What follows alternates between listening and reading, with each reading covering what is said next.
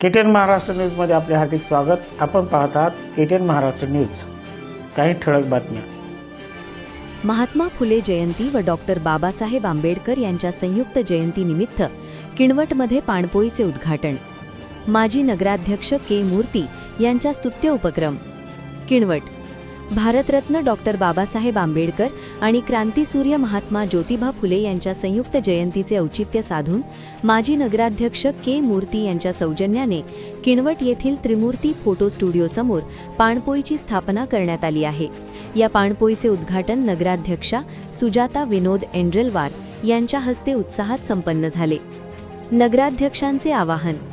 या प्रसंगी बोलताना नगराध्यक्षा सुजाता एंड्रेलवार म्हणाला की उन्हाळ्याच्या कडाक्यात ग्रामीण भागातून शहरात येणाऱ्या नागरिकांची आणि शहरातील प्रवाशांची पाण्यासाठी मोठी वणवण होते। ही गरज ओळखून पाणपोईच्या माध्यमातून थंड पाण्याची सोय करण्यात आली आहे। ही कौतुकास्पद बाब आहे। या संधीचा सर्व गरजूंनी लाभ घ्यावा। मानवता धर्म जोपासण्याचा प्रयत्न। पाणपोईचे संचालक के मूर्ती यांनी यावेळी आपले मनोगत व्यक्त केले।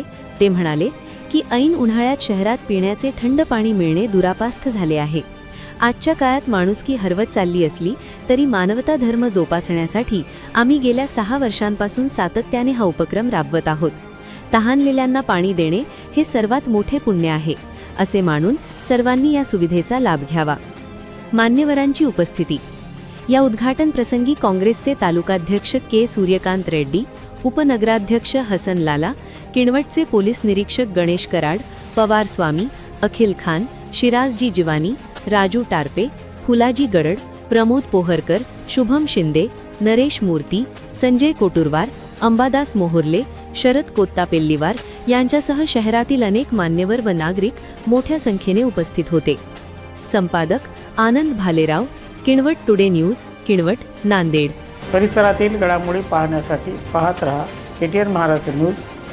चॅनल सबस्क्राइब करा, लाईक करा, पुढील ग्रुपवर शेअर करा।